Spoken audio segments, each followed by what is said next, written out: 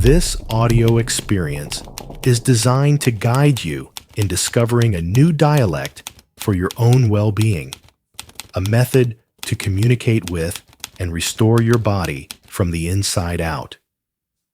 You are not merely a composition of muscle and memory. You are woven from the fabric of language itself.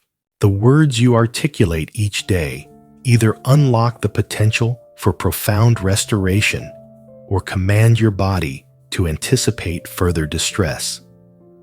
It is time to alter your internal dialogue. It's time to speak for wellness. Introduction. You've diligently adhered to the recommended regimens, absorbed the knowledge from countless books, and followed every piece of expert guidance. You've eaten specific foods while avoiding others, focused on cultivating positive thinking, and dedicated precious time to meditation and mindfulness. Yet the persistent, underlying ache remains. This program offers a fresh and transformative approach to communicating with your body. It is a method free from the pressure of perfection or the panic of failure, one that is deeply rooted in authenticity, radical empathy, and the reclamation of your personal power. It is not another set of rules to follow, but a relationship to build with the very vessel that carries you through life. This is a journey back to the language of your own biology, within the very core of your being, in the silent, sacred spaces of your chest that no medical examination can ever hope to penetrate. A fundamental truth resides, waiting patiently to be acknowledged. You are not inherently fragile or irreparably damaged. You are simply holding on to words and narratives that were never meant to be permanent fixtures in your inner landscape. This is because true, sustainable recovery does not commence with a physical act, a new supplement, or a demanding routine. It begins with the language you choose to use with yourself. It begins with the story you decide to tell your own cells about who you are and what you are capable of. The starting point of all change is a single, conscious word. The phrases you silently repeat on a daily basis. I am perpetually drained. My system is failing me. I will never regain a sense of normalcy again, are far more than fleeting, insignificant notions. They function as direct and powerful instructions, potent signals, and foundational blueprints that your nervous system diligently and faithfully follows without question. The unvarnished truth, the one that can set you free, is that you cannot foster genuine recovery in a body against which you constantly speak. You cannot wage a war on your symptoms and expect to find peace. The environment for healing is one of cooperation, not conflict. The body listens, and it is waiting for a new, more compassionate vocabulary. Chapter 1. What you say, you store. How the body records every thought. Your body maintains a constant and meticulous record, a living journal that is not written in ink, but in the intricate language of cellular memory. It inscribes its daily entries in the subtle shifts of muscle tension, the fluctuating rhythms of your heart, the cascading levels of hormones, and the very depth and quality of your breath. Its pages are your own tissues. And what is the most frequent, most rehearsed entry in this vast biological ledger? It is the ongoing narrative you construct about yourself, a story written and rewritten with every single repeated thought. Every internal whisper, every casual self-judgment becomes a part of this permanent physical record that your body reads and rereads constantly. Each whispered, I am not capable of handling this. Every quiet internal sigh of, I am just not sufficient, is heard with perfect clarity by your entire system. More than just hearing, Your body accepts these declarations as factual commands. The perceived line between a passing thought and a physical reality is far thinner and more permeable than we have been led to believe. Your inner monologue, over time, becomes your body's lived and embodied experience. Contemporary neuroscience and the wisdom of age-old healing traditions have arrived at the exact same conclusion. The way you speak to yourself is never a neutral or harmless act. It is a powerful and definitive form of programming that shapes your physical destiny. Dr. Joe Dispenza, a pioneer in the field of neuroscience and transformation, explains that recurring thoughts and their associated emotional patterns forge, maintain, and reinforce specific neural pathways in the brain. When these pathways are fired repeatedly, they create what he terms a personal reality, a state of being that feels automatic and unchangeable. When you think, "I am always going to be tired," or "my body is inevitably deteriorating," and you truly feel the heavy weight of that statement in your core, your body diligently gets to work encoding that state. This condition then becomes your new physiological baseline, your default setting from which you perceive the world and your place within it. Your internal chemistry then shifts to create a perfect match with that guiding message. This creates a powerful and self-perpetuating feedback loop where the body, in its loyalty, continually generates physical evidence that proves the mind's negative beliefs to be unequivocally true. You think you are tired, so the body produces the chemistry of fatigue. This is not intended as a poetic flourish or a convenient metaphor. It is a description of fundamental neurobiology. The brain dispatches an electrical and chemical signal, and the body responds with a corresponding cascade of chemical messengers. Before long, your very cells start to reside in the persistent, resonant echo of your most dominant convictions.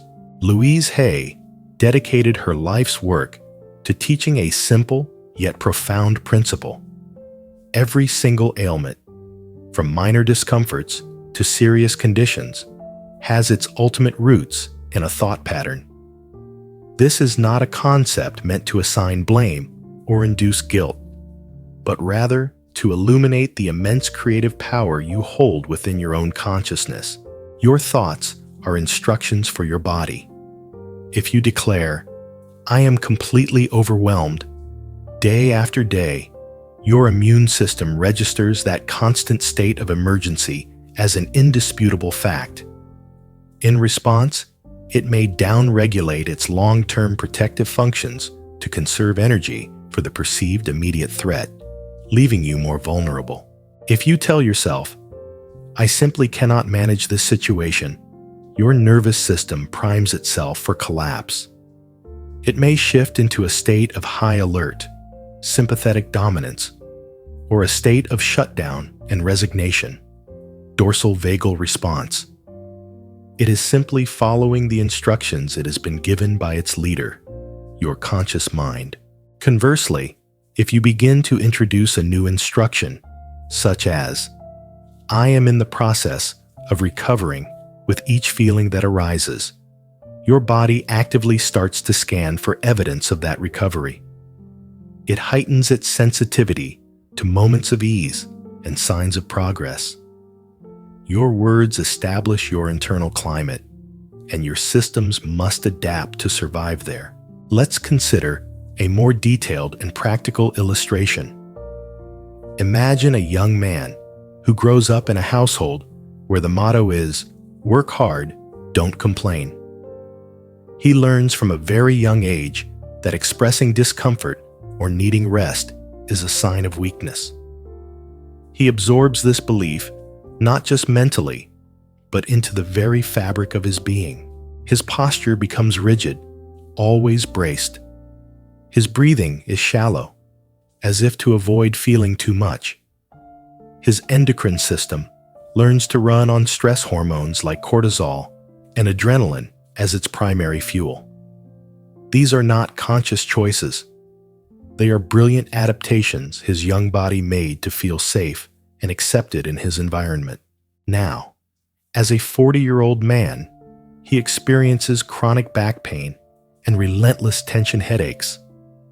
He pushes through them, telling himself, "I just need to be stronger." But the pain isn't a sign of a structural flaw. It's the physical manifestation of the unspoken, stored command. Don't be weak. Don't rest. Don't feel. His exhaustion doesn't stem from his current workload, but from the decades-long energetic cost of suppressing his body's natural need for rest and emotional expression. He, like so many of us, is living out an old, unconscious program. You might not even be aware of the foundational phrases you carry with you every day. Phrases like, "I am not as resilient or capable as other people," or "I have always been prone to these health problems," or the deeply wounding and pervasive belief, "My body consistently betrays me," are not merely transient or passive thoughts. They are the invisible, active, architectural blueprints for your physical reality. Your cells, your hormones, your digestive system, and your immune response all meticulously and continuously adjust themselves to conform to the design laid out by those powerful words. They are simply being obedient to the architect. The architecture of your body is a direct reflection of the architecture of your thoughts. And yet, it is precisely here, in this understanding, that the possibility for profound and lasting transformation lies. If you have, through years of unconscious repetition, memorized the intricate patterns of illness, you can, with equal power and intention, memorize the patterns of healing. You can become fluent in the language of wellness. Your brain possesses an extraordinary and lifelong capacity to change, to grow, and to rewire itself. This quality is known in neuroscience as neuroplasticity. This is not a special gift bestowed upon a select few. It is a fundamental and accessible aspect of being a human being. It is your biological birthright to change your mind and, in doing so, change your body. When you consciously and deliberately begin to introduce new, life-affirming statements, "I am completely safe in this moment. My body possesses an innate and powerful wisdom for recovery. I am gradually and patiently learning to experience peace again." You start to provide your nervous system with a brand new set of operating instructions. These are not aggressive or desperate demands shouted into the void. Think of them as gentle, consistent, and loving directions offered to a loyal and willing partner. With sufficient repetition, and most importantly, with genuine feeling, your biology will inevitably begin to follow this new, more hopeful guidance. This does not imply a magical guarantee that you will never again experience discomfort, nor does it suggest that one positive affirmation can instantly erase years of accumulated stress and trauma. It simply means that your body is far more responsive to meaning, intention, and language than you have ever been taught to believe. Your body is always listening. It listens not only to the medication you take, but to the meaning you assign to your entire experience. It attunes to the subtle tone of your voice when you whisper to yourself, "I am all right. I can get through this." It registers whether you truly trust yourself when you declare, "I am in the process of healing." It listens and it records. Therefore, the pivotal and life-altering question is no longer a despairing cry of, "What on earth is wrong with me?" The more empowering, accurate, and useful question becomes, What have I been consistently and unconsciously saying to myself for so long that my body has adopted it as its fundamental reality? This profound shift in perspective is not about inducing feelings of guilt or regret. It is about reclaiming a sacred responsibility, the kind of responsibility that liberates you from the prison of victimhood. It is the key that unlocks the door from the inside.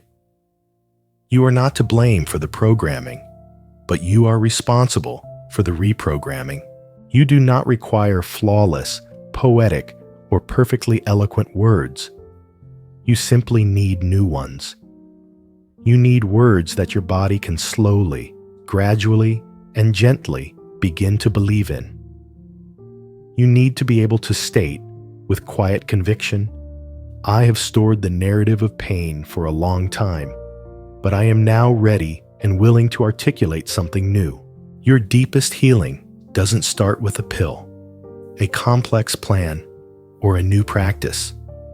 It begins with a word, a single, chosen word, your word.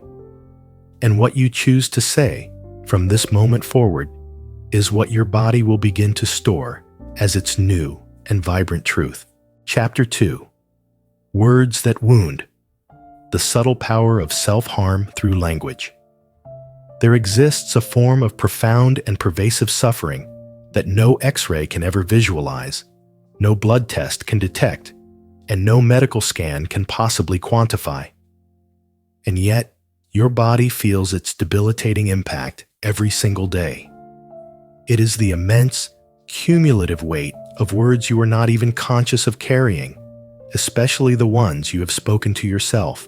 In moments of frustration, fear, or deep disappointment, the phrases emerge almost automatically.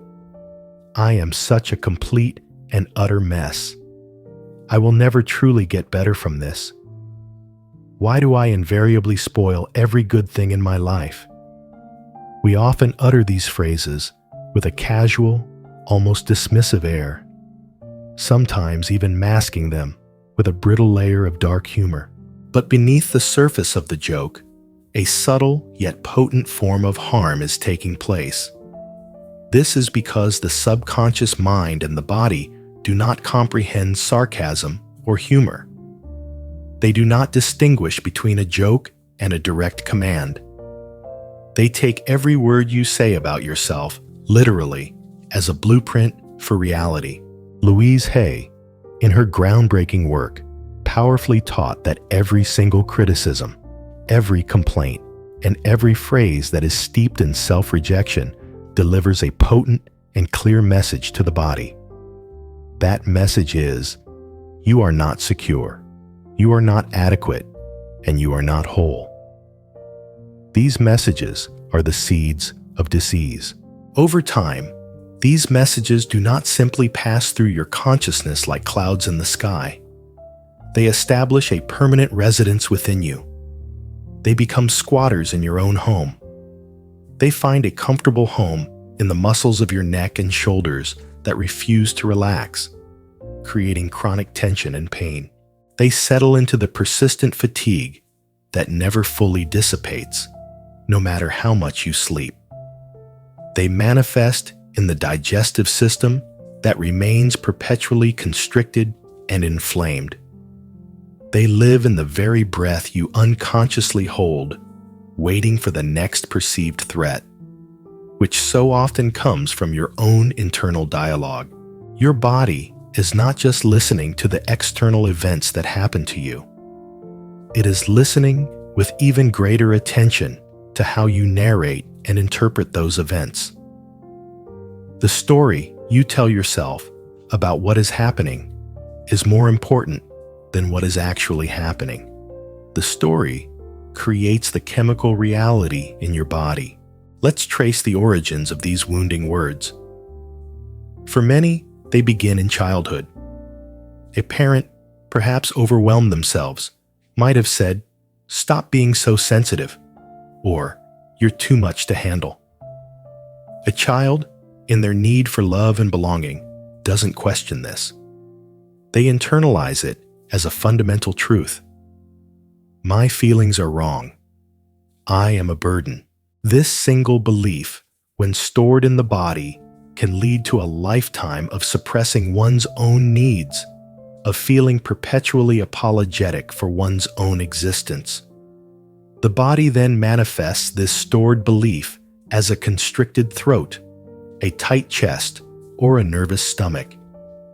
It's the body's way of saying, I'm holding back who I am to be safe. Consider the school environment. A teacher's offhand comment about being slow or not living up to your potential can become a deeply ingrained identity. The child begins to tell themselves, I'm just not smart. This isn't a simple thought. It becomes a program that can inhibit learning, create anxiety around new challenges, and physically manifest as brain fog or tension headaches. Then, there is the pervasive influence of society and culture. We are bombarded with messages about how we should look, what we should achieve, and how productive we must be. We are told that our worth is external. The silent self-talk begins. I'm not thin enough. I'm not successful enough. I'm falling behind. This relentless comparison creates a constant, low-grade stress response in the body. The adrenal glands work overtime, the immune system is taxed, and the body is kept in a state of perpetual not enoughness. This is a recipe for chronic inflammation, autoimmune conditions, and a deep soul-level exhaustion. Finally, consider the language of medical encounters. A doctor, with no ill intent, might deliver a diagnosis with words like, "This is a chronic, progressive condition," or "You'll never be able to." The authority of the diagnosis can feel like a life sentence. The patient then internalizes the identity, I am a sick person. My body is broken and will not heal. This identity, I am sick, is one of the most powerful and harmful programs you can run. It instructs every cell in your body to act in accordance with that belief. It shuts down the body's own miraculous healing intelligence because it has been told by an expert that healing is not possible. This is the nocebo effect, the power of negative belief to create negative outcomes. This exploration is not about blaming parents, teachers, or doctors. It is about becoming aware of the invisible programs you are running so that you can consciously choose to uninstall them. You did not choose these words initially, but you now have the power to choose new ones. You can refuse to continue the cycle of self-harm through language. So, what is the alternative? It is the conscious and deliberate practice of using language as a form of potent medicine. This doesn't mean you must swing to a pendulum of forced, inauthentic positivity. That can often feel like a form of self-gaslighting, denying the reality of your present suffering. The process begins with something much more accessible: honest kindness. Let's build a toolkit of replacement language. When the old, automatic thought, I am a complete disaster, arises, you can pause, take a breath, and gently offer a new, more truthful statement. I am feeling overwhelmed right now, and I am learning to find my way through it with grace. When the heavy verdict, I am broken, echoes in your mind, you can counter it with the compassionate and accurate reframing. I am in the process of healing for more than most people could ever know. My body is resilient and is working hard for me. This honors both the pain and the potential. When the sweeping generalization, I ruin everything, tries to take hold, you can acknowledge the truth without the shame.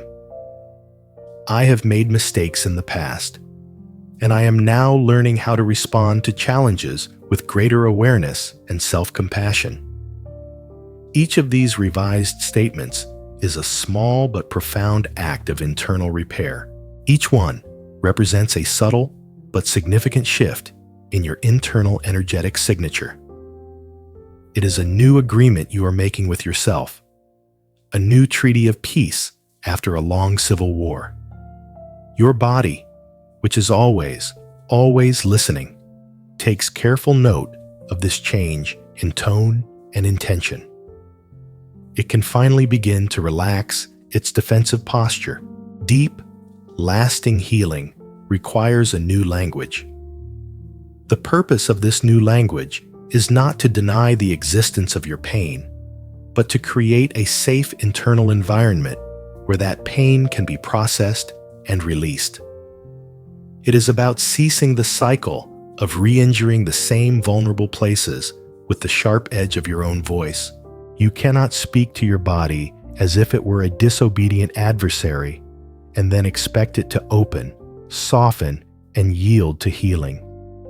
You cannot bully yourself into a state of vibrant balance. You cannot shame yourself into achieving a state of inner stillness. But you can always, in any given moment, begin anew. You can begin with a single revised sentence. You can begin with a softer internal tone. You can begin with one conscious choice to stop speaking the language of harm and to start, however humbly and awkwardly at first, speaking the language of peace. This is a path of gentle, moment-to-moment consistency, not of forceful, overnight change. Louise Hay often said that the entire process of healing commences the very moment you can genuinely and authentically say to the universe and to yourself, I am willing. Willing to try something new. Willing to extend kindness to yourself, especially when it feels undeserved.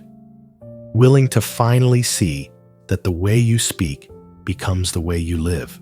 You have endured the heavy, oppressive weight of harsh and critical words for long enough. Let this be the moment you choose to gently set them down. You release them not through force or struggle, but through the simple, powerful act of recognition. You see them for what they are: old, inherited programs, not fundamental truths. From this moment forward, speak as someone who acknowledges they are in the process of healing, even if you do not fully believe it just yet. Act as if. Speak as someone who is finally ready to stop wounding the precious, loyal body they inhabit. Speak as someone who at last understands a foundational spiritual and biological truth. Your words were never just words. They were seeds. And from this moment forward, you can choose to consciously and lovingly plant a garden of profound restoration. One gentle, honest, and kind word at a time. The fertile ground of your being is ready and waiting for these new, life-giving instructions. Chapter 3. The Healing Voice. Finding the inner tone that soothes, not scolds. There is a voice that speaks within you constantly. It holds more sway and influence over your physical and emotional recovery than any prescription, any therapy, or any medical procedure. This is not because this voice possesses some magical quality that can directly override your biological processes. Its power is more fundamental than that. Its power lies in its absolute control over your belief system. And your beliefs, especially when they are deeply felt and consistently spoken, become the unwavering, unerring compass for your entire nervous system. This inner voice dictates the chemistry of your body, the tension in your muscles, and the openness of your heart. Most of us move through our days completely oblivious to how frequently that inner voice morphs into our harshest and most relentless critic. This transformation doesn't happen out of a place of inherent cruelty or a desire for self-sabotage. It arises, most often, out of a deeply ingrained and unconscious habit. We are simply repeating what we learned.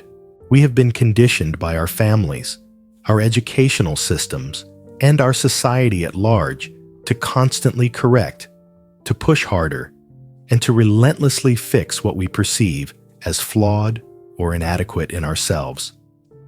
We are taught that self-criticism is a motivator, a necessary tool for growth and success. But this is a profound misunderstanding. Consequently, we speak to ourselves in the way we mistakenly imagine progress is supposed to sound. You are being so ridiculously overdramatic. You just need to toughen up and get over it already. What is fundamentally wrong with you today? Why can't you just be normal? This voice is a tormentor disguised as a coach. This critical voice doesn't just exist as an abstract, fleeting thought. It produces a tangible and often painful echo throughout the body. It manifests physically as a sudden tightening of the chest, a sharp spike in the stress hormone cortisol, and the shallow, restricted breath that invariably follows a harsh, self-directed insult. Dr. Joe Dispenza's groundbreaking research teaches that our thoughts, especially when they are combined with a powerful emotional intensity, begin to physically prune and sprout new connections in our brains. They literally rewire our neural architecture. When this process is repeated often enough, it trains the body into a specific chemical state of being. Your internal vocal tone, with all its subtle nuances of judgment, impatience, or kindness, literally becomes your external chemistry. Your nervous system, in its incredible efficiency, begins to memorize the emotional signals you send it, regardless of whether those signals are ultimately healing or harmful. It simply learns what you teach it. So, what is the inevitable consequence when your dominant inner voice sounds more like a source of constant punishment than a source of gentle presence? You remain in a state of perpetual, low-grade defense. Your body, like a faithful soldier, braces for an impact that never actually comes from the outside, because the attack is internal. Healing is indefinitely postponed, sometimes for a lifetime, because genuine, deep healing cannot and will not unfold in an internal environment that is saturated with tension and fear. Healing happens spontaneously in the presence of one crucial ingredient: safety. And that feeling of safety begins with how you choose to speak to yourself when you are hurting. You may have already experimented with reciting positive affirmations, repeating phrases of health and wholeness. But if your internal tone, while saying them, is cold, detached, mechanical, or laced with the poison of profound doubt, your body will not receive them as truth. Your biology is too intelligent to be tricked by empty words. This is because it is not just the words themselves that ultimately matter. It is the energy, the intention, and the genuine feeling behind them that determines whether they become powerful medicine or simply more cognitive noise. Your body doesn't listen to your words. It feels your conviction. Now, I invite you to take a moment to imagine a new kind of voice resonating inside of you. This voice is not fake, saccharine, or forced. It is, above all else, authentic and kind. It is not the boisterous, demanding cheerleader shouting from the sidelines, "You've got this," when you are lying on the floor, weeping in exhaustion and pain. Instead, it is the grounded, steady, and unwavering presence that gets down on the floor with you. It is the voice that whispers with infinite patience, "This is incredibly hard, and I am still right here with you." I am not going anywhere. We will get through this together. This is the voice of true self-compassion. This voice does not rush you through your pain or shame you for your feelings. It does not scold you for your perceived lack of progress. It soothes. It is the energetic equivalent of warm, gentle hands being placed over a shaking, frightened heart. And something truly miraculous and alchemical begins to happen in the presence of this voice. The body, feeling this unconditional acceptance for perhaps the first time, finally begins to let go. The chronically clenched muscles in the jaw and shoulders start to soften. The breath, once shallow and tight, spontaneously deepens and returns to the belly. And in that space of safety and release, the process of healing begins on its own. This healing voice may not feel natural or familiar to you at first. This is especially true if your upbringing rewarded qualities like stoicism, relentless productivity, or the complete suppression of messy, inconvenient emotions. The voice of criticism may feel like home, even if it is a painful one. But this new voice is a skill, and like any skill, it can be learned and cultivated through conscious, dedicated practice. Once it is learned and sufficiently practiced, it can become your new default setting, your internal home base to which you can always return. Let's try a practical exercise to find it. Think of someone or something you love unconditionally, a small child, a beloved grandparent, a cherished pet. Imagine they are scared or in pain. Now, notice the tone of voice you would instinctively use to comfort them. Notice its softness, its slowness, its warmth, its lack of judgment. That is the voice you must now learn to turn inward. That tone, that profound gentleness, is not a sign of weakness or self-indulgence. It is a form of potent biological nourishment. It is a direct and powerful signal to your nervous system that the threat is over and that you are finally, truly safe. It is the most powerful regulator you have. The vagus nerve, a massive cranial nerve that wanders through your body and acts as the main regulator of your parasympathetic rest, digest, and repair response, is exquisitely sensitive to vocal tone and prosody. Therefore, when your inner voice is calm, slow, and soft, you are not just being nice in an abstract sense. You are literally, biochemically, sending a signal down this nerve that helps your body shift out of fight or flight and into a state of regulation and repair. That is the true essence of healing. It is not about forceful fixing or relentless striving. It is about cultivating a tone of presence that invites the body to exhale and return home. You have the power to begin this practice right now, in this very moment.